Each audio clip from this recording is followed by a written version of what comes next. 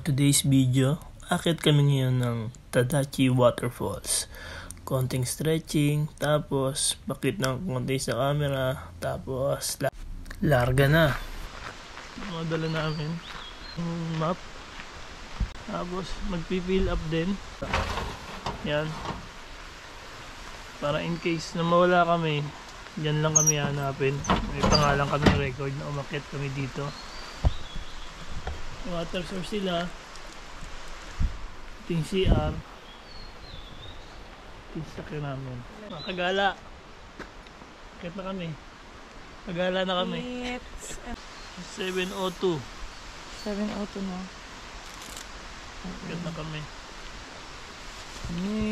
Ingat kasi yun, may bear. Ito yung nakakatakot kasi may bear. Kaya may dala kami kutsilyo. Wala kami tulong to. Let's go. Bakit ako dyan ba? First namin, dito lagi, mapapansin nyo, lagi may mga bell kasi may mga bear. Inumpisa na namin umakyat. Ganado pa ang mga paa at excited sa mga lugar na makikita. Sobrang sarap lang talaga sa mata ng mga berdeng halaman at sasabayan pa ng mga huni ng ibon sa kapaligiran. Kaya hindi mo talaga maramdaman ng pagod habang naglalakad. Pwede ka pang magpakit sa camera tama na. Balik ulit sa paglalakad. Sari-sari ang nakikita sa paligid. May mga sirang tulay na napabayaan na. Pero okay pa naman tapakan. Pero may mga iba na halos nadurog na. Ayun ang mga dapat iwasan. Pero tuloy-tuloy lang ang lakad. Parang buhay ng tao yan. Na kailangan tuloy-tuloy lang at huwag susuko. Kasi napagod na. Pangit yun. Kasi hindi mo makikita ang tagumpay pag huminto ka. Layo pa ang lakaran, kaya ini-enjoy ko muna ang pagkuha ng mga videos. Tulad uli ng buhay ng tao, kailangan mo maglakad at maglakbay hanggang matuklasan mo ang mga bagay na makapagpapasaya sa'yo.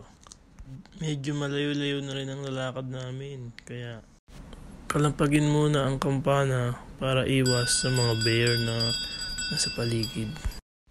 Mukhang sawa na kayong makita siya sa video, kaya ako naman ang extra sa mga video. Oras na para magpakit ulit na ngiti-ngiti yan. Yun suplado kunyari, pero oops. Magpapakit yan syempre. Mukhang pagod na siya, pero ang mga susunod na mga mangyayari talagang ay katutuwa niya dahil sa mga ganda ng lugar na makikita natin ngayon. Tingnan nyo naman yan. Biglang bumilis yung lakad niya na parang nagmamadali na makita yung mga magagandang tanawin doon sa dulo ng waterfalls. Ganda, sobra. Kaya pagkakataon ko na ulit magpakit ng solo, yan. Pero syempre, dapat dalawa kami. Yan, ikot-ikot.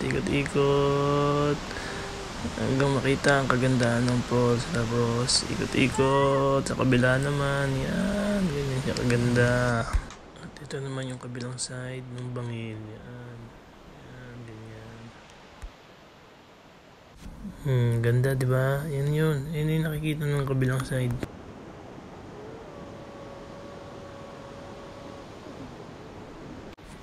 Pakit muna, tapos background music naman.